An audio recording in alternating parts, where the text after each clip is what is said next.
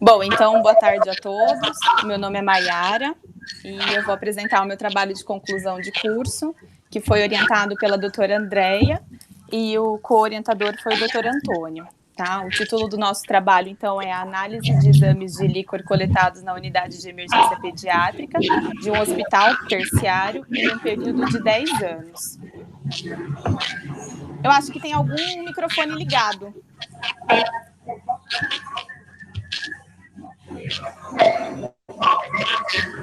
É o da Ana, já pedi para ela desligar já. Ah, então tá bom. Bom, então, para começar, é importante a gente entender a importância aí do contexto das meningites bacterianas na nossa atualidade, né? É uma doença de ampla distribuição mundial, alta transmissibilidade, alta mortalidade e, além disso, tem um grande acometimento na faixa etária pediátrica aí, que é a faixa etária do nosso interesse, né?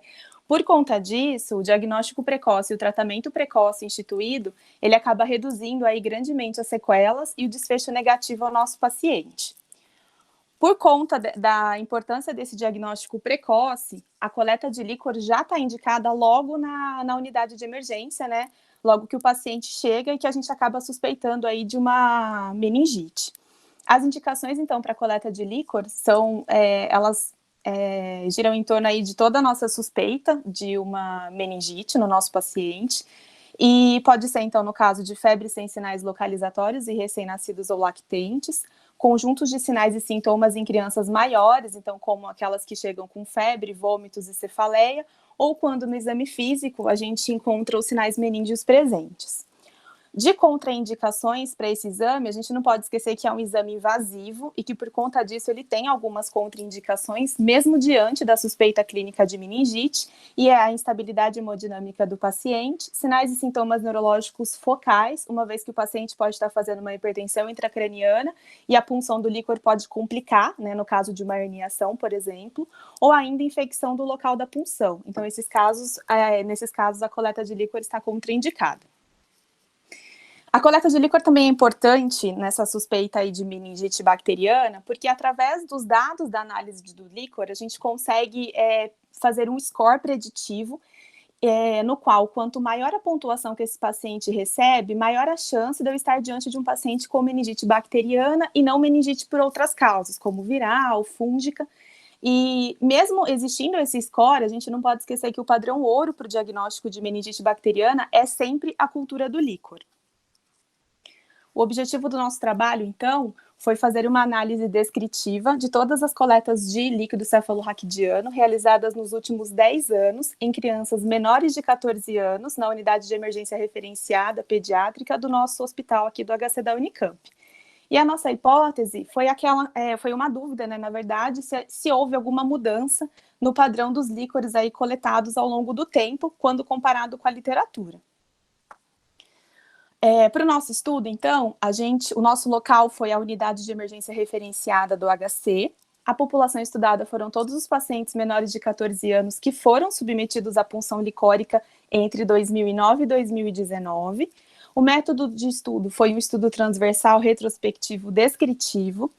E a nossa coleta de dados foi feita através de uma busca no sistema de banco de dados informatizados do nosso hospital, né, onde a gente costuma pedir os exames, então no SICS HCP e no AGH-USE. A identificação do paciente foi mantida de forma sigilosa durante todo o estudo, e nós obtivemos alguns dados, como a bioquímica do líquor, a celularidade, as culturas dos micro-organismos nesses exames, além do sexo e da idade dos pacientes aí durante esse período. Os nossos resultados, então, nós obtivemos 637 exames coletados nesse período aí de janeiro de 2009 a dezembro de 2019. Desses 637, 600 líquores apresentaram uma cultura negativa, então contribuindo aí para 94,2% do total. E desses 637, 21 apenas foram positivos, apresentaram a cultura positiva para algum micro-organismo. Nós ainda tivemos aí 16 exames que não apresentavam no nosso banco de dados nenhum resultado para a cultura, então a gente não sabe se foram culturas positivas ou negativas desses líquores. Em relação à bioquímica, a gente pode observar que quando a gente compara o grupo dos exames com cultura positiva e os grupos de cultura negativa, nós podemos observar que, em relação à proteinorraquia, os exames com cultura positiva apresentaram valores maiores do que aqueles com cultura negativa. E o inverso acontece com a glicorraquia. A gente conseguiu mostrar que os exames que apresentavam cultura positiva apresentaram os níveis de glicose do líquor menor do que aqueles com cultura negativa. Todos eles com valor de significância e estatística. Em relação à celularidade, quando a gente compara, então, culturas negativas com positivas, a gente obteve também com significância estatística que os valores maiores de leucócitos no líquor estão presentes em exames com culturas positivas, e o mesmo acontece com os neutrófilos, né? Eu também obtive, então, esses valores maiores de celularidade em exames com cultura positiva.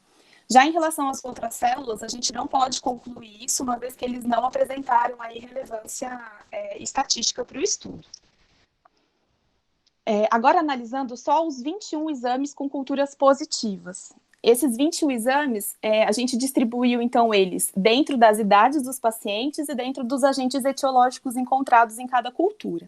Em relação às idades, nós podemos obter que 10 exames positivos foram positivos em menores de 1 ano de idade, 5 entre 1 e 5 anos de idade, 4 entre 5 e 10 anos de idade e 2 exames positivos em pacientes maiores de 10 anos de idade. Em relação aos agentes etiológicos, a maioria, então, das nossas culturas, ela foi positiva para a Neisseria, né, para o meningococo, então foram 10 culturas positivas nesse período analisado, 4 positivas para o pneumococo e 2 positivas para o Haemophilus influenza. O restante, também que a gente encontrou positivo, só que em menor proporção, foi o Staphylococcus epidermidis, a Pseudomonas, o Streptococcus e o Enterococcus fecalis. Em relação à discussão, então, do nosso trabalho, a gente consegue perceber que, analisando aí um período de 10 anos, quando a gente tem 637 punções de líquor ao todo nesse período, a gente pode até pensar que é um número pequeno, né, considerando um hospital terciário e tudo. Mas, quando você pega que desses 621 analisados, 21 foram positivas, a gente pode estar se perguntando se talvez não é um número muito pequeno de meningite num espaço amostral grande.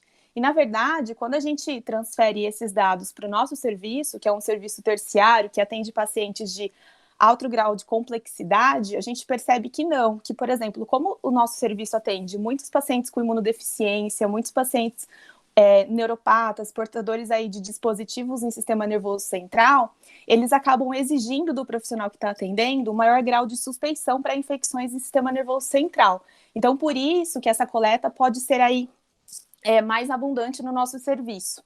Além disso, por ser também um serviço terciário, a gente acaba recebendo pacientes de outros serviços. E nesse recebimento, pode ser que alguns deles já tenham recebido algum antibiótico prévio à nossa coleta da cultura ali. Então, pode ser que muitos dessas culturas negativas que a gente tenha visto, muitos são falsos negativos, né? Então já começaram o tratamento, então lá no começo eles eram positivos e a gente acabou perdendo essa contagem por ver o paciente depois da introdução do antibiótico. Em relação às bactérias que a gente encontrou aí nas culturas de líquor positivas, né, a maioria em torno do meningococo, do pneumococo e do Haemophilus influenza, a gente pode se questionar aí, porque como existe a vacinação contra essas espécies, esses tipos de micro-organismos, será que era para realmente ser prevalente esses tipos e não outros, uma vez que exista a vacina? Mas a gente não pode esquecer que são só alguns sorotipos que são preveníveis aí pela vacina, né, que estão preconizadas no PNI. Então, principalmente o pneumo 10, o meningo C e o Haemophilus influenza. O restante, a gente não teve contato com o tipo de com os sorotipos dessas bactérias. Então, a gente não sabe se o que positivou para a gente são ou não os sorotipos que têm prevenção nas vacinas. E, além disso, a gente pode até se questionar, nossa, então se a maioria positiva foi em relação aos micro-organismos das vacinas, será que esse acesso à vacinação está adequado? Mas a gente não pode esquecer que essas vacinas, a pneumo 10 e a meningo C, elas foram introduzidas no início de 2010, e o nosso estudo envolve o período de 2009 a 2019. Então, uma parte das crianças que positivaram, talvez ainda não tivesse sido introduzida aí as vacinas no Programa Nacional de Imunização. Apesar disso, o nosso estudo também tem algumas limitações, né? A gente não obteve os dados clínicos aí inerentes à admissão do paciente no serviço de urgência. Então, o nosso estudo ele se limitou aí à análise de dados, à análise de exames, sem levar em consideração a clínica do paciente. Além disso, como também não levou em consideração a clínica do paciente, a gente não teve acesso ao estado vacinal desses pacientes submetidos aos exames. Também não obtivemos dados de exames laboratoriais. Então, por exemplo, como eu mostrei lá no começo, né, para a gente formar o score preditivo de meningite, é necessário que haja também um hemograma para a gente ver o número de neutrófilos, e a gente não acessou esses exames laboratoriais, apenas o líquor mesmo. E, além disso, a gente também não acompanhou o desfecho clínico de cada paciente do estudo. Então, por isso, a gente não sabe no nosso serviço quantos evoluíram de forma positiva e quantos evoluíram de forma negativa. Concluindo, então, 3,3% dos líquores coletados nesse período no nosso serviço foram positivos para a meningite bacteriana. A bactéria mais encontrada nas culturas do líquor no nosso estudo foi o meningococo, mas a gente não sabe o sorotipo, né, que foi prevalente. Houve predomínio das culturas de líquor positivas nos meninos. Então, quando a gente compara a relação de menino com menina, foi 2,5 para 1. E também houve predomínio de cultura de líquor positiva em menores de 60 meses. Além disso, a gente conseguiu mostrar também, de acordo com a literatura, inclusive, que foi possível correlacionar os maiores níveis de proteinorraquia e os menores níveis de glicorraquia nos exames com cultura positiva, tal como a literatura nos fala. E é isso. Obrigada aí da ajuda, obrigado por participar aí da apresentação.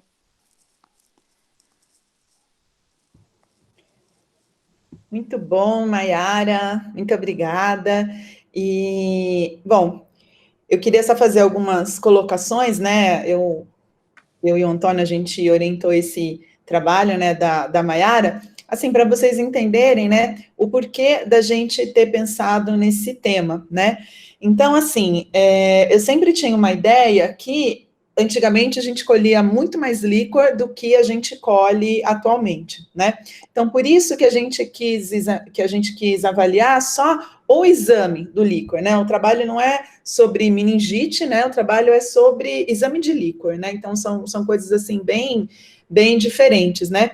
Então, assim, a minha impressão, né, depois desse árduo trabalho aí da Maiara, né, de buscação de dados e tal, que todo mundo que trabalha com dado, né, com casuística retrospectiva sabe que não é a coisa mais simples do mundo, né, da gente fazer, de buscar e tal. Tá? Então, assim, o que fica, né, o que eu acho que é importante, né, eu acho que, assim, a gente continua colhendo aí bastante exame, mas não chama tanto atenção, por quê? Porque os exames que a gente colhe são de crianças, né, atualmente, como a gente tem muito mais criança que tem quadro crônico, né, que a gente tem aí doenças neurológicas e tal, elas não chegam com aquele quadro aí de meningite que assusta o pediatra, tá? Então, acho que isso que é a grande diferença do que a gente notava aí no começo, né, dos anos, né, há 10 anos atrás, do que a gente via hoje, tá? Então, há 10 anos atrás, a gente também colhia aí um número até semelhante de líquor, não era menos e também não era mais, tá? Só que as crianças chegavam mais com a doença. E, embora aí a gente não tenha isolado o agente etiológico, né, porque a análise foi do isolamento do agente etiológico, tá? Não do se tinha ou se não tinha doença, né? Então, muitas vezes, o que pode ter acontecido? Você tinha uma celularidade aí não tão alta, né, em alguns daqueles líquores lá que não foram positivos, mas que foram tratados como doença meningocócica, tá? Então, acho que isso é uma coisa que tem que ficar, né? Então, não é que diminuiu o número, não, de jeito nenhum, tá? O número aí de meningite, eu acredito que esteja aí mantido, a gente não tem uma diminuição, mesmo depois aí do advento da vacina, a cobertura vacinal e tal, mas eu acho que o que mudou foi a nossa população, tá? A população que frequenta aí o pronto-socorro, tá? Acho que a grande aí diferença do trabalho, quando você busca aí um trabalho baseado só em exame laboratorial, é esse, tá? A gente não está vendo a doença em si, mas a gente está vendo o jeito que nós estamos fazendo os diagnósticos dessas doenças, tá bom? Então, parabéns, Maiara, foi uma Obrigada, honra doutora. aí orientar, foi muito bom, né? Você fez um trabalho maravilhoso, né? E para quem não sabe, a Maiara aí vai fazer emergência, mas ela vai lá para a USP, a gente vai prestar ela um ano lá para a USP, e aí depois ela volta para a gente, tá bom? Eu volto, sim. Então, parabéns, viu? Obrigada, viu? Obrigada das ajudas aí, das discussões todas, foi tudo muito bom, viu? Ai, que bom. Então tá joia, querida. Alguém quer fazer alguma pergunta? Se quiser, tá aberto. A Suzana tá aí, obrigada da participação, Suzana. A Andressa também, obrigada. Bom, se ninguém tem mais nenhuma pergunta, a gente vai prosseguir, tá bom? Com os trabalhos.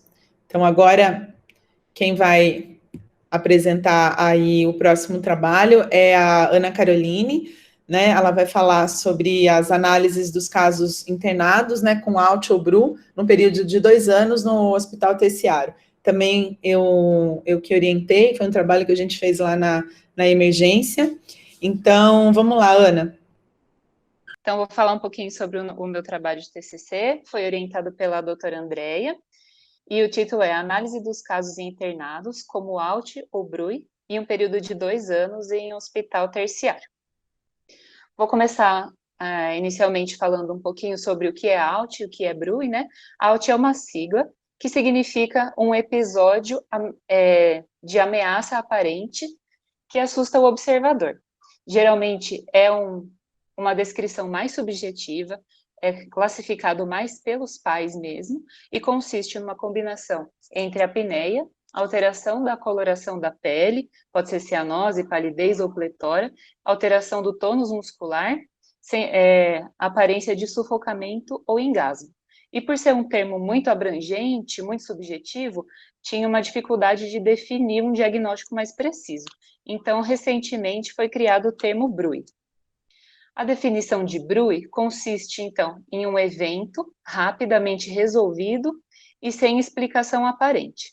Então, geralmente, a maioria das vezes é menor do que 1 minuto, chega no pronto-socorro com exame físico, sinais vitais normais, e o episódio ele deve ter de alteração um ou mais dos componentes. Então, de coloração, de respiração, de tônus e de responsividade. E é um quadro que é descrito pelo médico, diferente do ALT, que é pelo acompanhante, né, pelo responsável. Então, é uma coisa mais objetiva. E por ser um evento inexplicado, a gente só pode caracterizar como BRUI se não for definida ou encontrada nenhuma etiologia, pelo menos a princípio, na investigação. Na literatura também, eles diferenciam os tipos de BRUI, de alto e de baixo risco. Como baixo risco, eles colocam as crianças que são maiores de 60 dias de vida, que sofreram um único episódio, sempre menor do que 1 minuto de duração, a história sempre tranquilizadora, exame físico normal na chegada, sem necessidade de RCP e não considerado prematuro. No caso, não considerado prematuro extremo. Então, crianças acima de 32 semanas de idade gestacional ao nascimento ou maior de 45 semanas de idade corrigida na apresentação do evento. Como objetivos, nós reunimos casos de crianças que foram classificadas como ALT ou BRUI na apresentação do pronto-socorro, e a gente listou alguns dos itens que a gente ia analisar no trabalho. Então, os dados epidemiológicos, antecedentes, fatores de risco, critérios de gravidade, os dados clínicos na apresentação e evolução, os exames e a etiologia final. O nosso estudo, então, foi um estudo prospectivo e descritivo de casos coletados entre maio de 2018 e 2020, de crianças com descrição de AUT ou BRUI na entrada do pronto-socorro do HC da Unicamp. A coleta de dados foi realizada principalmente por mim, mas também com a ajuda dos outros residentes de pediatria, alguns internos e alguns professores que trabalham no pronto-socorro. Foi aplicado um questionário para a mãe ou para o acompanhante da criança, e nesse questionário também foram acrescentadas informações objetivas de exame físico, exames complementares, revisão de prontuário e tudo mais. E tudo isso foi autorizado pelo Comitê de Ética através de um termo de consentimento. Esse daqui, rapidamente vou passar, é o questionário que a gente usou em todos os casos, né? Os critérios de inclusão das crianças. Eram crianças apenas até 1 ano de vida e tinha que ter pelo menos 2 alterações descritas pelos pais em casa. Então, alteração de cor, tônus, responsividade e respiração, sendo que a alteração de cor e de respiração eram obrigatórias para a criança ser classificada como AUT ou BRUI. E os critérios de exclusão foram crianças maiores de 1 ano, prematuridade extrema ou múltiplas comorbidades muito graves que iam influenciar aí nos riscos dos pacientes. Então, nesse período de 2 anos, foram encontrados 30 casos selecionados, né, para prosseguimento da estatística. Então, nos resultados, nós encontramos 22 crianças que residem em Campinas, o restante eram em cidades ao redor, em torno de 26% eram prematuros, sendo que o maior prematuro tinha 31 mais 2 de idade gestacional, então nós não deixamos entrar os prematuros extremos. Os pacientes, no geral, tinham um bom Apgar, só 2 que tinham um 4,9 e um 5,8, mas a segunda nota era boa, então tinha uma boa recuperação. 40% da amostra tinha tido internação ao nascimento, mas nenhuma internação por motivos graves. Todos eram ou fototerapia ou só ganho de peso, não tinha quadro de sepse, insuficiência respiratória, nada do gênero. E um fator de risco que a gente pesquisou foi tabagismo materno, mas no nosso estudo nenhuma mãe era tabagista. Nós também analisamos a idade do paciente, da mãe, peso de nascimento, todos eles sem grandes alterações, bom peso ao nascimento, acima de 2,5 kg na maioria das vezes, e essa tabela mostra o quadro clínico que os pais disseram que a criança teve em casa. Na grande maioria das vezes, predominou a cianose e a hipotonia. Em torno de 70% contou também com uma alteração de nível de consciência, sendo descrito como apatia ou desmaio. 40% das crianças teve apenas um episódio na manifestação. Um outro fator disso que a gente pesquisou também foi a história de trauma, TCE, maus tratos, que tem bastante evidência na literatura, mas no nosso estudo não teve nenhum caso desses. E nenhum paciente necessitou de reanimação na chegada. Aqui na tabela a gente coloca o tipo de intervenção que os pais fizeram em casa quando a criança teve o evento. Na maioria das vezes, precisou de uma intervenção incisiva, que era ou um toque mais vigoroso ou uma fala mais alta. Aqui também a gente coloca a apresentação clínica em pronto-socorro. Na grande maioria das vezes ele estava com exame físico normal, todos os sinais vitais de todos os pacientes eram normais. Só um paciente que tinha uma alteração maior de exame físico, foi um paciente que chegou entubado, mas ele veio encaminhado de outro serviço, e na chegada do outro serviço, o exame físico inicial era normal. Aqui foram os exames coletados em pronto-socorro, registrados no prontuário dos pacientes. Nós tivemos uma grande porcentagem de exames laboratoriais, principalmente hemocultura, urina, glicemia, mas também uma grande porcentagem de raio-x de tórax, de eletrocardiograma. Dos exames laboratoriais, à direita a gente tem os resultados principais. A gente não teve nenhum exame extremamente alterado, só tivemos 2 PCRs um pouco mais altos. Metade dos nossos pacientes, no acompanhamento até a alta, não necessitaram de internação hospitalar, e dos que precisaram, 5 foram avaliados na enfermaria e 7 precisaram de UTI em algum momento. E dos 30 pacientes, só 9 apresentaram recorrência do quadro, outros eventos durante a internação. Esses outros exames que eu coloquei aqui, à esquerda, eles foram solicitados durante a internação, então já tinha passado da fase do pronto-socorro. E à direita, a gente colocou as principais, todas as etiologias definidas até o final da internação. Então, o objetivo principal do nosso estudo era ver qual porcentagem desses pacientes seriam classificadas como BRUI, que foi praticamente metade das crianças. E isso, em relação à literatura, teve bastante confirmação com outros estudos. A grande maioria dos estudos que a gente viu era em torno dessa porcentagem mesmo, estudos grandes, porém retrospectivos. E um deles a gente viu que era 23% aí, que foi um pouco contra o nosso resultado. Dos exames solicitados na internação, e às vezes até no pronto-socorro, a gente teve os exames mais pedidos semelhantes aos mais pedidos da literatura, só que o nosso sempre numa porcentagem maior. Talvez aí por se tratar de uma população com menos orientação, né, que talvez menos confiável para observação em casa, então a gente acaba sendo um pouquinho mais agressivo para a proteção mesmo da criança, para a gente tirar aí todas as dúvidas de gravidade do quadro clínico. Também foram solicitados alguns outros exames em menor quantidade, alguns agentes etiológicos, como pertussis, VSR, H1N1 e Covid-19, nenhum deles foi positivo. Dos pacientes acompanhados, não tivemos nenhum óbito, todos receberam alta, exceto um paciente que ia ficar em observação no pronto-socorro, mas o familiar não quis e acabou evadindo antes de completar esse tempo. Nós tivemos algumas limitações, então, no nosso estudo, foram apenas 30 pacientes, então, assim, não é uma amostra muito grande para a gente ter um valor estatístico muito representativo, né? A avaliação foi num serviço de saúde terciário, na grande maioria das vezes a criança acaba indo para um serviço de saúde mais próximo da casa, então a gente tem uma amostra às vezes um pouquinho mais viciada, e a sugestão que a gente faz é que sejam realizados mais estudos nesse mesmo sentido, só que com maior amostra de pacientes, acompanhamento a longo prazo, né? E já estamos finalizando. De conclusão, sobre os dados epidemiológicos e os antecedentes que a gente tinha ali como objetivo do trabalho, a média dos pacientes ficou em torno de 1 mês de vida, a maior parte termo ou prematuro tardio, sem comorbidades, sem intercorrências.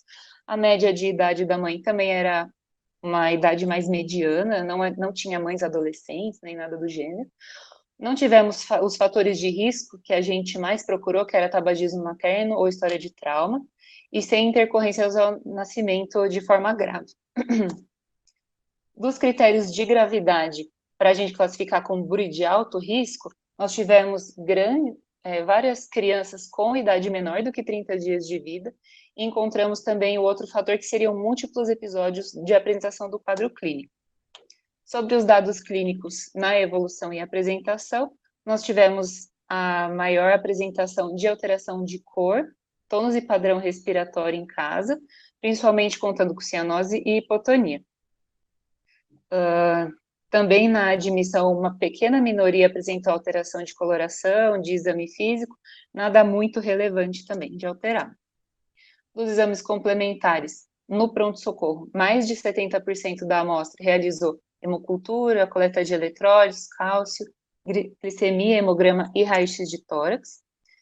De diagnóstico etiológico, a gente teve praticamente metade, 46% de BRUI, seguido de 20% de bronquiolite, depois doença do refluxo, alguns classificados como engasgo, 6,7% de convulsão e alguns mais pontuais de infecção urinária e infecção de vias aéreas superiores.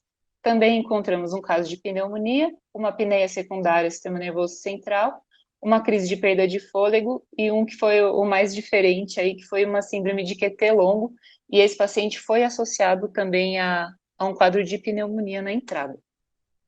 Finalizando, então, a gente sugere que sejam realizados os próximos estudos com uma maior amostragem de pacientes, um acompanhamento longitudinal dessas mesmas crianças, principalmente para a gente fazer mais diagnóstico ambulatorial nos casos que forem de BRUI de baixo risco. No entanto, para o estudo do nosso serviço e formação de protocolos de atendimento para essas crianças com esse quadro clínico, o nosso estudo ele pode ser uma boa ferramenta, né, principalmente baseando-se aí nas etiologias mais frequentemente encontradas. Obrigada, gente. Muito bem, tá ótimo, Ana, obrigada. Bom, vou fazer um apanhado, uma visão do que foi esse nosso trabalho, né, Ana? Então, quando a Ana veio me procurar, né, queria fazer alguma coisa de pronto-socorro, de urgência e tal, aí veio essa ideia aí, na verdade, né, Não, na verdade foi ao contrário, né, a gente mandou os temas, né, e vocês escolheram os temas, foi isso, o dano de vocês foi isso. Aí tinha esse tema, né, de Bru e Alt, que eu acho que ainda é um tema que desperta muita curiosidade, né, e deixa muita insegurança para quem está trabalhando o Importa, tá? É extremamente complexo, né, quando a família vem contando que a criança teve um quadro, que foi um quadro assustador em casa, e a criança chega bem para você, tá? Então, exatamente, né? Então, você chega, tá lá a criança super bem, você fala, e agora, né? Vou internar essa criança bem? Agora, então, né, em época epidemiológica, né, em épocas de Covid, mais ainda a gente ficava receoso, né? Nós vamos deixar a criança aqui e tal. Mas, enfim, o que se sabe é que realmente sim, a gente tem que deixar aí essa criança um tempo em observação, né? Principalmente se for caracterizado aí como o BRUI aí com um prognóstico pior, tá? Então, a gente tem aí os vários cenários, né, aí de gravidade, e tem que estar sempre atento a isso, né? Por que eles fizeram a diferenciação do Alt para o BRUI, né? Então, a literatura americana, né, eles são muito rígidos aí em relação a custo, né? Então, por que eles pegaram essa fatiazinha, né, do Alt e transformaram em BRUI, né? Porque, teoricamente, seriam aquelas pacientes lá que teriam o Alt, mas que seria aquele Alt sem diagnóstico, né? E aqueles pacientes que, porventura, pudessem ser aí liberados para casa mais cedo, ou então que você não necessitasse fazer tanto exame laboratorial, tá certo? Então, essa foi a ideia quando eles transformaram aí, tiraram uma fatia do Alt e transformaram no BRUI. Só que, na verdade, isso não se configurou aí uma economia, principalmente aqui no nosso cenário, né, nacional, tão importante. Por quê? Porque a gente acaba fazendo aí muito exame desses pacientes, por conta do risco que eles podem ter, tá? Isso também coincide com a literatura, né, principalmente aí a literatura americana, né, que eles são mais incisivos em relação aos protocolos e tal, eles ainda continuam fazendo bastante exame para investigação, né, e deixando o paciente internado na maioria das vezes, né? Então, realmente, acho que ainda é um desafio para a gente, né? Selecionar esse paciente que você bate o olho, pode ir embora ou não, né? E como que a gente vai melhorar esse cenário, então? A partir do momento que a gente estudar, né? Continuar esse estudo aí, fazendo uma coisa mais longitudinal, você tem aí um número maior, né? De pacientes envolvidos, a partir daí, porque quando você aumenta o tempo, você aumenta a sua amostra, tá? E a partir daí, tentar fazer aí com que não tenha necessidade de tantos exames assim, tá? Para sair do achismo e ir para coisa científica, tá bom? Então, parabéns, Ana, foi um Obrigada, trabalho hard também, né? Porque o prospectivo também não é fácil, né? Não. Se fosse fácil, não chamaria trabalho, né? Vamos lá, tá certo? Então, assim, tá de parabéns também, foi muito bom trabalhar com vocês aí.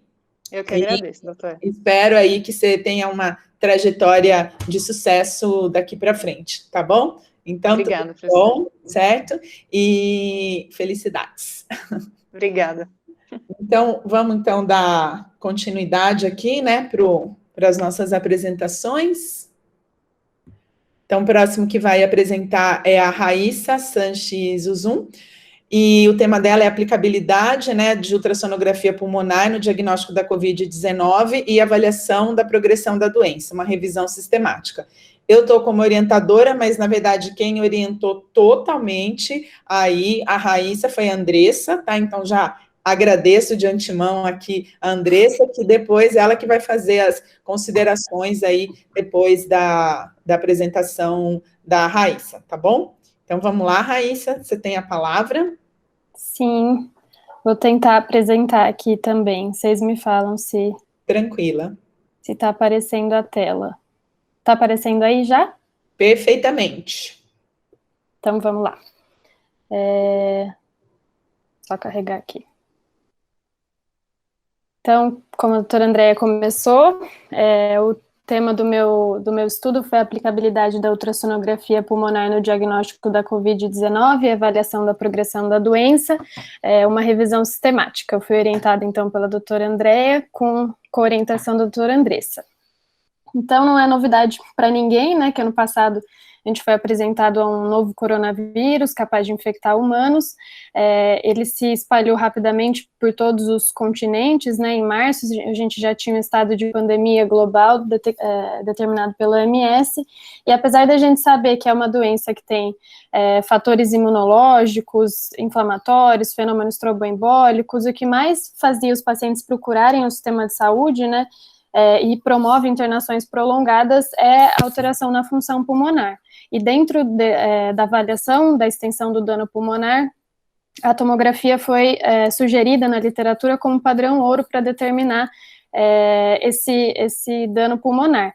O ultrassom pulmonar vem sendo usado já há alguns anos em ambiente de terapia intensiva, de emergência e urgência, como uma alternativa para diagnóstico, para tratamento, para segmento desses pacientes em diversos cenários, diversas comorbidades, e dentro da Covid-19 não seria diferente.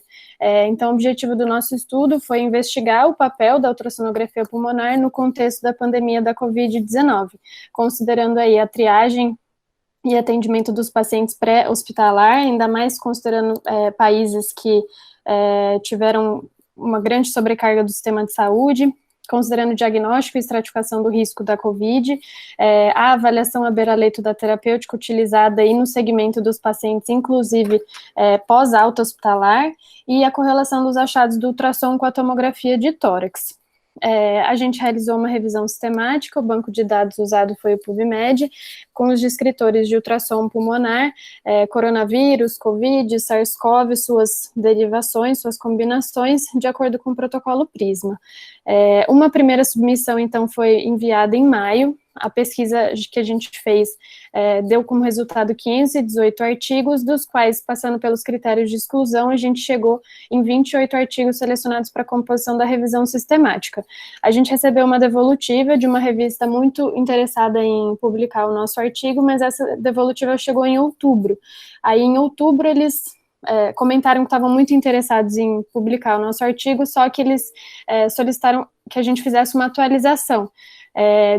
Porque de abril até outubro teve um gap aí muito grande, muitos estudos foram publicados, teve um boom na literatura, então eles pediram para a gente atualizar os dados para posteriormente publicar o nosso artigo. Então, nessa segunda busca, a gente precisou usar alguns filtros, e aí a nova busca em novembro de 2020, foi um resultado de 1.691 artigos, dos quais alguns foram excluídos por serem animais, por serem idiomas diferentes do inglês, tinham alguns em espanhol, alguns em chinês, alguns estudos que, apesar das palavras-chave, não eram relacionados à Covid, alguns que eram guidelines ou revisões, alguns que não eram sobre Covid-19, mas não contavam com imagens pulmonares, e outros que tinham exames de imagens, mas era PET-CT, ou raio-x, ou tomografia de tórax.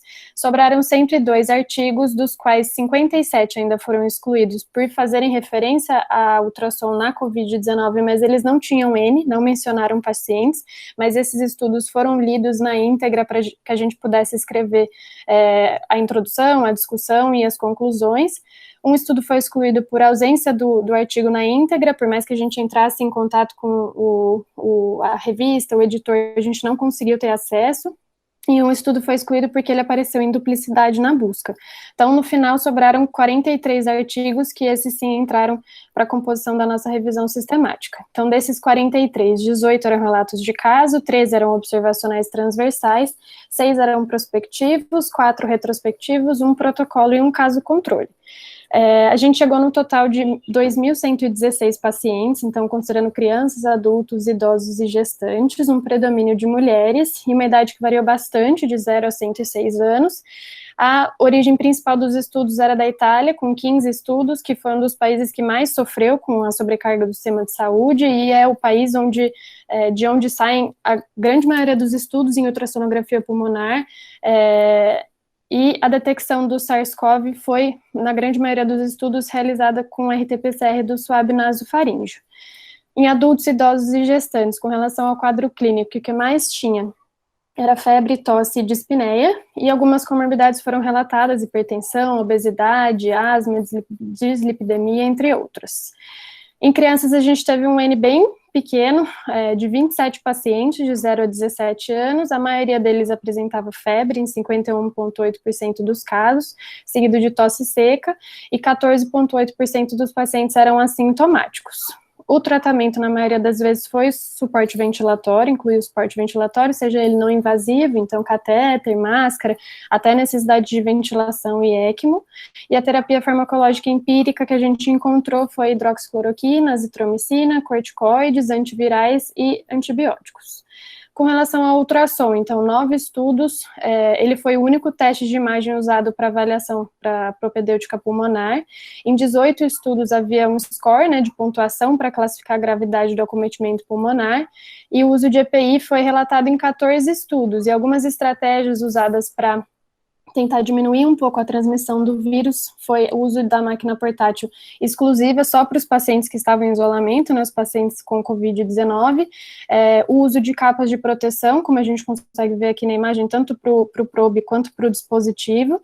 Além disso, de preferência, o exame era feito pelo médico que já estava responsável pelo cuidado do paciente. Então, como já era o médico da assistência, ele teoricamente já estava exposto à possibilidade de contaminação com o vírus. Então, só revisar rapidamente quais achados que a gente tem do ultrassom pulmonar. O padrão A é considerado o pulmão sadio e aerado, que tem deslizamento pleural presente, a gente consegue ver a mobilização aqui durante o ciclo pulmonar, a linha pleural, que tem ecogenicidade regular, e o predomínio das linhas As, que são essas linhas horizontais, equidistantes, a partir da linha pleural, e essas imagens que eu vou mostrar para vocês são todas tiradas dos artigos do nosso estudo. O padrão B, por sua vez, é associado a fluido no interstício pulmonar, seja ele de origem hidrostática ou inflamatória. Ele foi o padrão que mais foi encontrado nos pacientes com a Covid-19 no nosso estudo. São essas linhas B, que saem aqui da linha pleural, em direção à tela, né, ao final da tela. Elas são verticais e elas, durante o ciclo pulmonar, essas que são chamadas de artefato de cauda de cometa, elas apagam as linhas As. Além disso, a gente encontrou bastante irregularidade e espessamento pleural, que a gente consegue ver aqui nessa linha mais hiperecogênica. A consolidação, ela aparece como uma imagem hipoecoica, heterogênea, irregular, que pode ter sinal hiperecogênico dentro, que é o brocograma aerostático ou dinâmico, e pode assumir aspecto similar ao parênquima de órgãos maciços, como a gente consegue ver nessa segunda imagem. Aqui é o diafragma separando o pulmão hepatizado de um lado e o fígado propriamente dito do outro lado do diafragma. O derrame pleural é essa imagem anecoica que fica entre as pleuras visceral e parietal na transição tóraco-abdominal. O que mais a gente encontrou no nosso estudo, então 80% dos pacientes tinham linhas bisfocais, difusas ou confluentes. A segunda alteração mais encontrada foram as consolidações. Em 18% dos pacientes, os achados eram bilaterais e quase 7% o predomínio era de acometimento posterior. E o que a gente achou muito interessante, que foi o foco do nosso artigo, na verdade, é que em 15 artigos que a gente leu, foi feita a avaliação seriada dos pacientes. Então, ou era todos os dias, ou a cada 48 horas. E nesses estudos que fizeram a avaliação seriada, a transição das linhas A para as linhas B, ou consolidação, era associada a agravamento clínico, então o paciente apresentava piora clínica associada à piora do padrão ultrassonográfico. E o contrário também era verdadeiro. Em 3 estudos foi encontrado linhas As na recuperação do paciente, então o pulmão voltando a ficar aerado conforme o paciente melhorava da parte clínica. Aqui é uma das imagens de padrão evolutivo que a gente consegue ver aqui várias linhas B no início do acompanhamento do paciente. Alguns dias depois ele apresentava uma linha B só, e no segmento ele já, um pouco antes da alta, ele já apresentava linhas As no retorno do ultrassom. Aqui, com uma correlação com a tomografia, a gente consegue ver que aqui na parte anterior, que tem um pulmão um pouquinho mais aerado, a gente consegue ver ainda linhas As no ultrassom, e conforme você vem para posterior, que dá para ver a opacidade em vidro fosco, né, que é o preenchimento parcial de alvéolo, a gente já consegue ver presença de linha B no posterior no ultrassom pulmonar. Então, a gente verificou a aplicabilidade do ultrassom pulmonar no acometimento pulmonar na COVID-19, que uma vez que é uma doença mais periférica, mais intersticial, é exatamente onde o ultrassom tem uma boa sensibilidade para avaliação. No atendimento pré-hospitalar foi observado também que o ultrassom permitiu redução da necessidade de internação de alguns pacientes, então alguns pacientes, principalmente em lares de idosos, na Itália, em países que estavam sendo, o serviço de saúde estava muito sobrecarregado, você tinha alguns artigos que demonstravam fluxogramas, que antes mesmo de sair o RT-PCR, você fazia o ultrassom, e a depender do resultado do ultrassom, se era um padrão mais de linha A, você considerava manter o paciente de observação em casa mais um tempo, se fosse um padrão de linha B, já poderia indicar a procura pelo serviço de saúde mais precoce, além de poder auxiliar também na indicação da intubação ou da extubação, já que tem alguns artigos que mostram o índice de aeração, que você consegue ver mais ou menos assim, quanto que está entrando de ar antes e depois do procedimento, inclusive antes e após pronação também. Além disso, o ultrassom, a gente não pode esquecer também que ele é um exame multissistêmico, dá para você fazer avaliação hemodinâmica, funcional do coração, da veia cava, saber se o paciente está precisando mais de fluidos, se já está precisando de suporte inotrópico, além de avaliação vascular, que por ser uma doença que cursa com hipercoagulabilidade, a gente consegue ver se o paciente está fazendo uma TVP, alguma coisa assim, com a ajuda do ultrassom à beira-leito. Em criança foi interessante que tiveram alguns estudos também que mencionaram redução das linhas B bilateralmente, então um dia antes da criança apresentar melhora clínica e radiográfica, ela já estava apresentando alteração no ultrassom.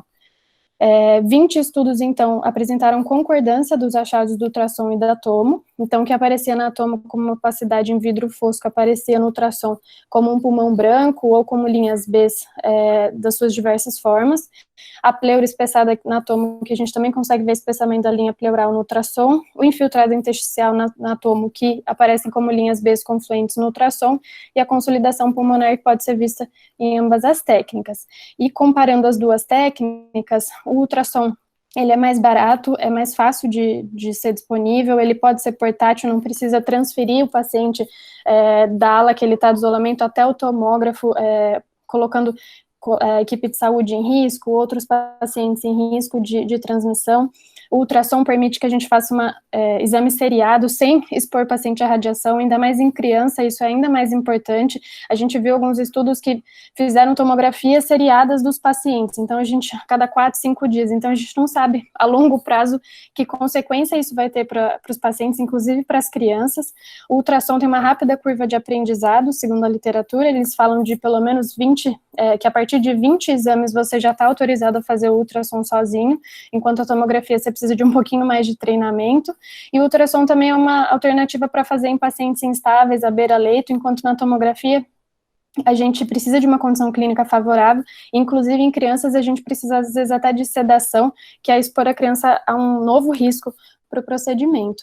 Algumas limitações a gente teve no nosso estudo, uma vez que o momento que você faz o ultrassom é crucial para a gente ver qual é o dano estrutural do pulmão, o momento que foi feito o ultrassom pode ter mostrado resultados diferentes das imagens que a gente teve.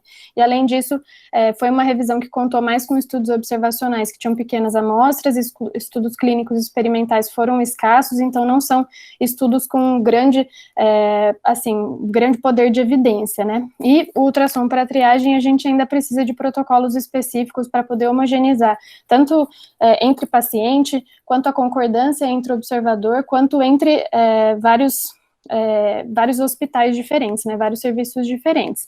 Mas com relação à perspectiva para o futuro, a gente precisa, né, de mais ultrassons e mais estudos na população pediátrica, para a gente poder validar o uso dele na população pediátrica também.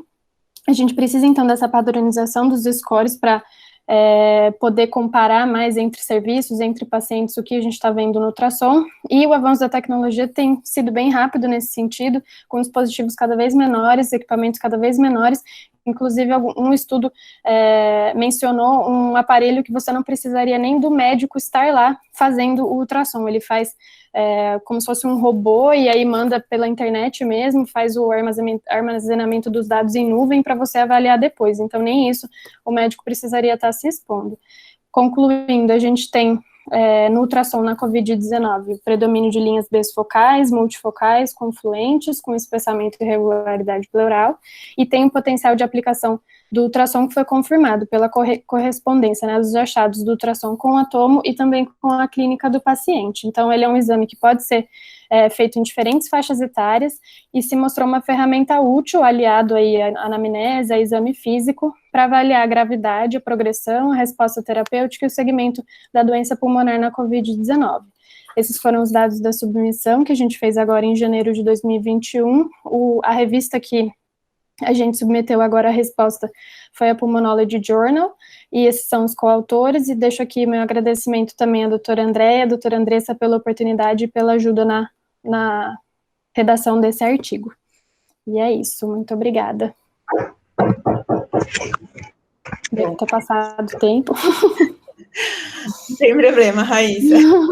Assim, a última apresentação eu fui bem flexível também na parte da manhã com o tempo, porque os trabalhos são muito bons, né? E a gente, enquanto está conseguindo aí dar conta de atender todo mundo, acho que é bom.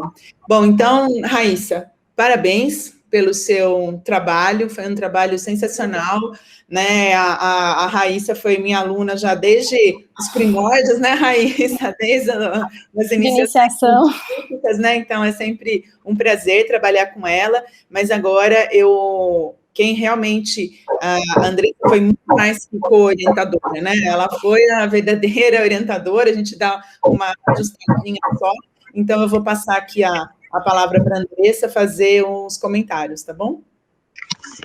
Parabéns, viu, Raíssa? Para mim foi uma honra e agradeço também a doutora Andréia pela oportunidade de me ajudar a participar desse trabalho.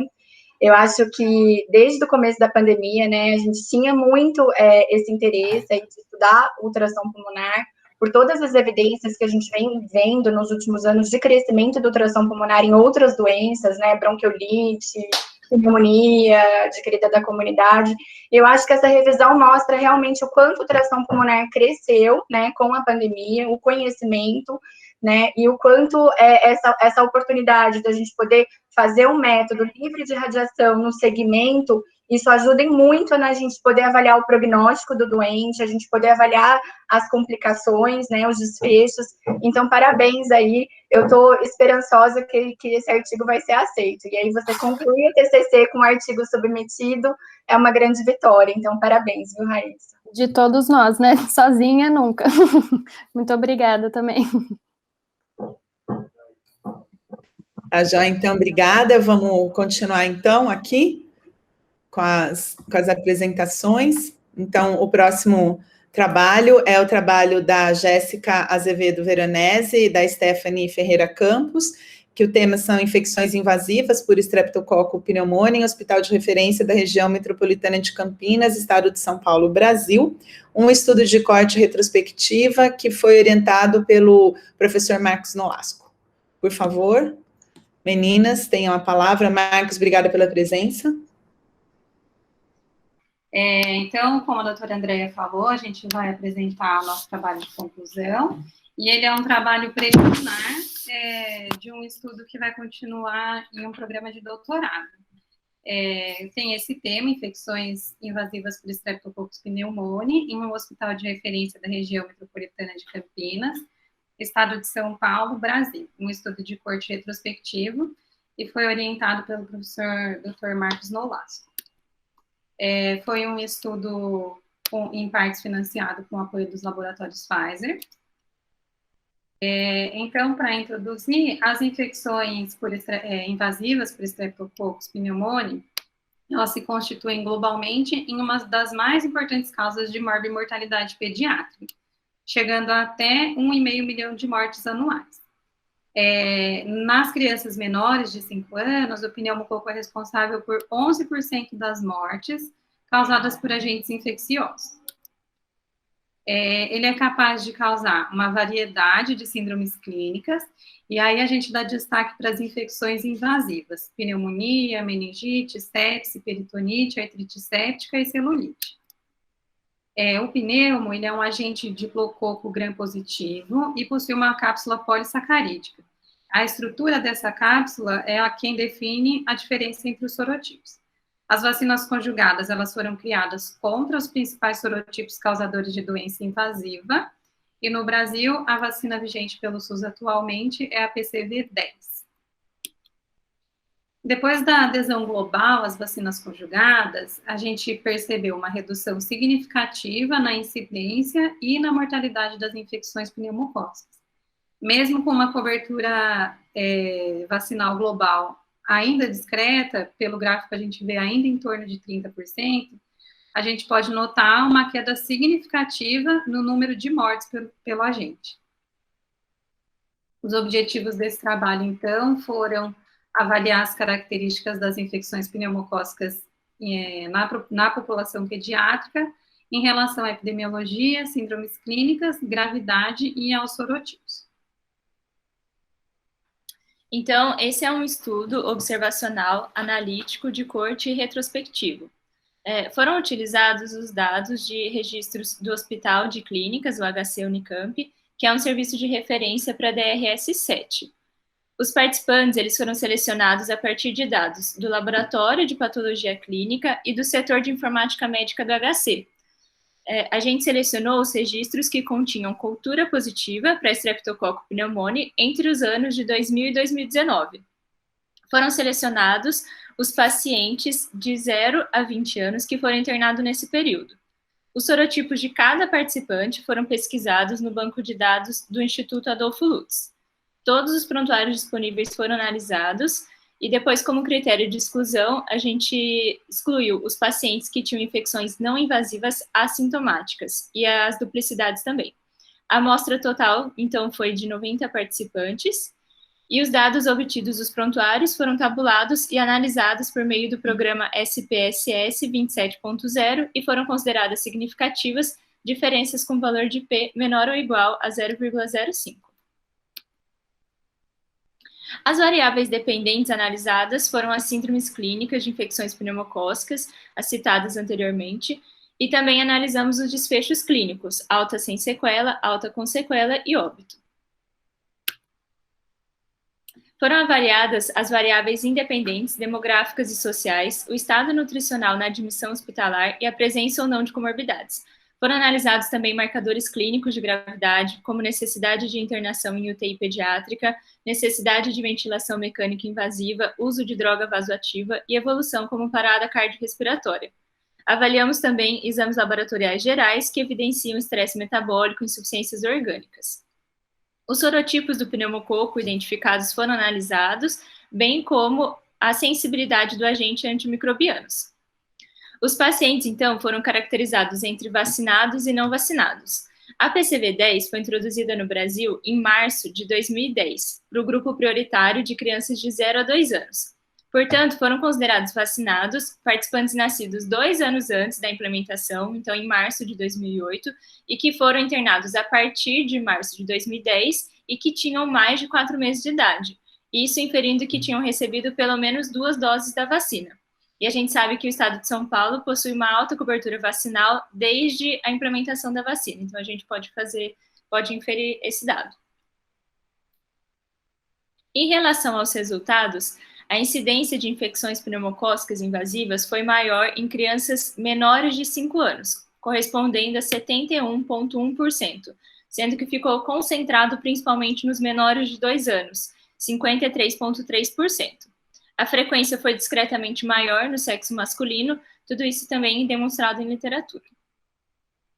24% dos participantes foram classificados como baixo peso para a idade na admissão hospitalar. A síndrome clínica mais comum foi a pneumonia, 40,9%, seguida por bacteremia e meningite. Os sintomas mais encontrados foram febre, dispneia e tosse. A maior parte dos participantes apresentou a forma grave de doença.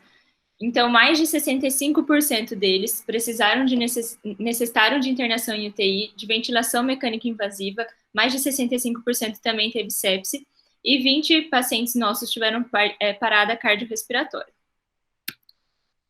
Pelo menos 78,8% dos participantes apresentaram alterações de exames laboratoriais, sendo os mais frequentes anemia, leucocitose e acidose lática. Em relação ao desfecho, tivemos 20% de alta com sequelas e 18% evoluíram para óbito. A síndrome clínica com maior mortalidade foi a meningite, com 61,5% de mortalidade, com significância estatística. Foram identificados, então, no total dos 20 anos de estudo, 41 sorotipos. O sorotipo mais comum foi o 14, seguido do 22F, 6A, 15A, 19A e 19F. Destes, os sorotipos 14 e 19F fazem parte da PCV10. O 6A e o 19A fazem parte da PCV13, mas não da PCV10. Então, do total de sorotipos identificados, 28 não estavam contidos na PCV10, o que corresponde a 68%. Dos pacientes infectados por sorotipos contidos na PCV10, apenas um dos pacientes foi considerado vacinado. Esse gráfico ele avalia a mudança do perfil dos sorotipos após o início da vacinação. Então, foi convencionado que as datas de internação anterior a 31 de dezembro de 2010 seriam considerados pré-vacinais, e além dessa data, considerados pós-vacinais.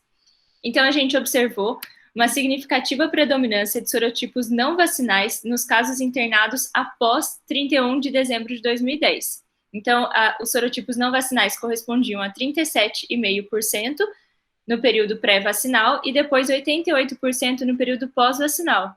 Isso, então, corresponde a uma substituição de sorotipo de vacinal para não vacinal de 78,6%, também com relevância estatística.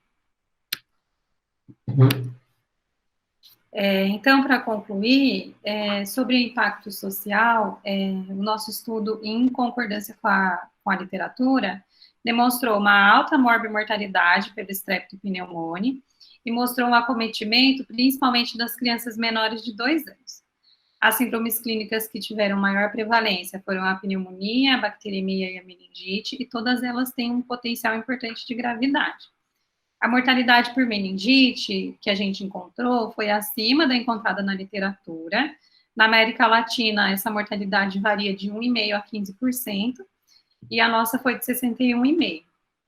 A gente infere que essa discordância ela seja decorrente de um viés de amostra, uma vez que o HC é um hospital terciário, referenciado, e recebe pacientes em estado grave.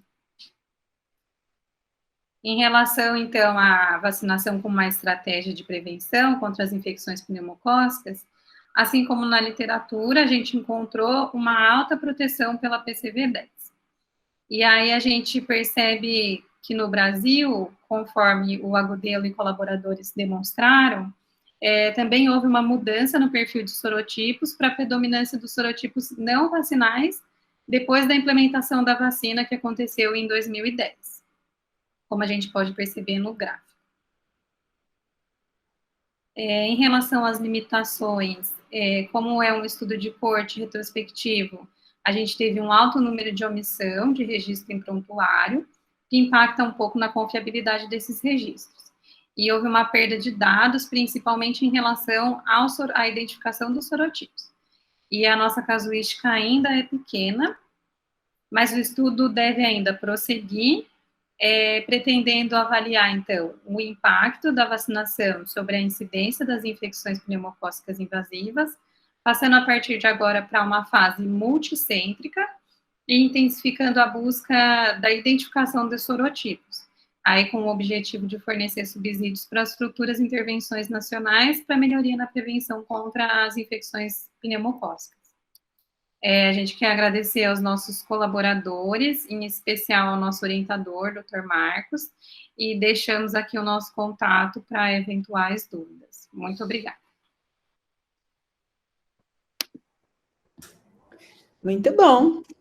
Parabéns, Jéssica, parabéns, Stephanie, a apresentação foi muito interessante. Eu acho que uma das E parabéns, Marcos, pela orientação do trabalho, claro. Eu acho que uma das coisas mais interessantes quando a gente faz esses fóruns aqui de apresentação de TCCs é como pode, né? A gente está na mesma instituição, vocês são colegas do terceiro ano aí da residência e vocês estudaram coisas assim que se completam, né?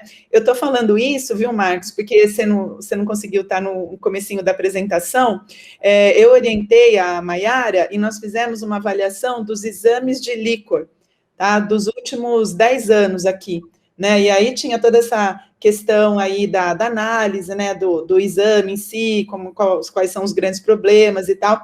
E essa questão vacinal, a gente não tinha esse dado, né, Maiara, epidemiológico aqui, né, dos nossos pacientes, porque a gente pegou pura e exclusivamente só os exames laboratoriais, né? E agora, com essa visão tão bonita e tão ampla que vocês deram sobre vacina, né, Maiara? Agora a gente tem uma ideia até melhor para clarear aí os nossos resultados, tá? Então, assim, parabéns, é um trabalho bonito, eu sei que é um trabalho que ainda vai continuar, né, mas a fase daqui do HC já está pronta, né, então, parabéns. E, assim, eu, como pediatra geral, né, uma das coisas que chamou, assim, a minha atenção é que até eu queria perguntar para vocês, não sei se foi um dado isolado e tal, mas assim, 24% das crianças aí positivas tinham baixo peso.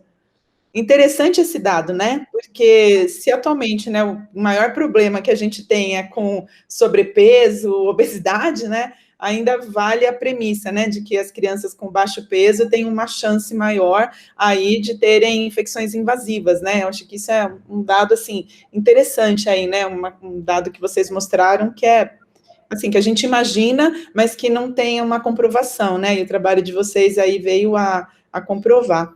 Então, vou passar a palavra aqui para o Marcos para fazer uns comentários sobre o trabalho. Eu queria dar os parabéns, obrigado, Andréia, pelos seus comentários e contribuições, e parabenizar a Jéssica e a Stephanie, que Obrigada. foram lá nos registros, laboratório, fizeram uma busca, né, bastante intensiva, e também fizeram uma busca muito cuidadosa no prontuário, elaboraram, né, nós, em equipe também, contando com a Uli, com a Rebeca, que é doutoranda, a ficha clínica foi elaborada em conjunto pela equipe, a gente tentou mesmo, né, todos fazendo um brainstorm, juntar os dados mais importantes. Tem muita coisa no banco de dados que, pelo recorte, a gente ainda não conseguiu apresentar, e só lamentamos também que de 90 pacientes, só tenhamos conseguido 41 identificações de sorotipo, e com a participação ativa do Instituto Adolfo Lutz no trabalho. A professora Cristina Brandiglione é colaboradora do estudo. A gente vai ter, inclusive, reuniões próximas com eles para tentar melhorar essa questão, né? Porque é uma fragilidade mesmo, né? Que menos da metade dos pacientes com identificação em cultura, né? Nós não tivemos apenas a síndrome clínica, nós tivemos a identificação em cultura, e que tenha um número relativamente pequeno, a gente vai garimpar mais isso aí. Mas vocês trabalharam muito bem, Jéssica, Stephanie, a apresentação ficou muito bacana, a parte gráfica também, didática, então acho que o trabalho tem um potencial ainda muito bom. Nós pretendemos submeter esse recorte mesmo à publicação e ampliar agora nos próximo ano com a fase multicêntrica. E se eu puder só complementar também, em relação ao baixo peso na admissão, a gente fez até um tópico desse no nosso trabalho, que tem, na literatura, foi visto que as infecções pneumocócicas invasivas, elas caíram mesmo no Brasil, né, de 2000 a 2010, antes ainda da implementação da vacina. E isso se deu principalmente à elevação do IDH e de melhores condições de nutrição, e higiene e cuidado em saúde. e depois, com a vacina, a queda foi ainda mais expressiva, mas esse foi considerado um fator de risco mesmo. Perfeito, muito bom. Bom, parabéns, meninas, acho que parabéns, Marcos, eu acho que esse TCC aí, nós estamos com já aquele momento de despedida, né? Então, já queria agradecer vocês, dizer que foi um R3, assim, diferente, né? Vamos dizer assim, do que a gente imaginava, mas acho que foi um ano de aprendizado para todo mundo, né? Então, acredito que, mesmo com todas as intempéries aí que a gente teve, dado o advento da Covid, né? Acho que muito ainda sobrou para a gente aprender, né? Então, gostaria aí muito de agradecer vocês, essa parceria toda, né, porque a gente, né, nós médicos, sem os nossos residentes também não somos nada, né, nós temos que, não só a obrigação de ensinar, mas acho que a gente aprende muito com vocês também, tá? Então, já fica aqui registrado o meu agradecimento, meus votos aí de muito sucesso para os novos pediatras já, para quem vai fazer residência de especialidade, sucesso também nas especialidades, para quem aí, por enquanto, não vai, ou já vai se realizar como sendo pediatra, que já são excelentes pediatras, disso a gente atesta, né, e literalmente assina embaixo, né, nós vamos assinar esses diplomas, tá?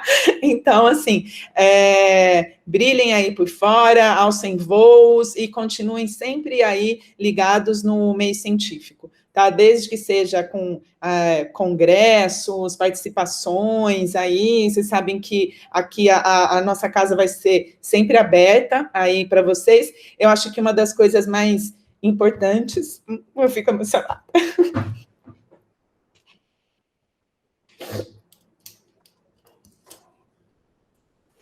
Desculpa. Bom, quem já me conhece sabe que eu dou uma choradinha sempre, né, gente? Desculpa. Bom, mas assim... Emoção justificada, né? Emoção justificada. Foi um ano meio complexo, né? Bom, mas assim, a nossa casa vai estar sempre aberta. Uma das coisas mais importantes também do advento aí da Covid foram essas reuniões online, né, que por mais que a gente goste aí de estar todo mundo junto, perto, tinha os coffee breaks, sempre tinha alguma coisa a mais, essas reuniões online, elas proporcionam muito mais pessoas participarem, tá? O Marcos está aí, o Marcos já era um defensor aí da telemedicina, né, já estava acostumado a participar, mas isso para a grande maioria de nós foi uma coisa que aumentou muito nesse momento, tá? No momento da Covid. Então, eu acredito que esses nossos fóruns vão continuar existindo e eu vou ser uma das que mais vai divulgar para eles continuarem existindo desse modo virtual, né? Para que mais pessoas aí possam participar, tá? Então, fiquem atentos,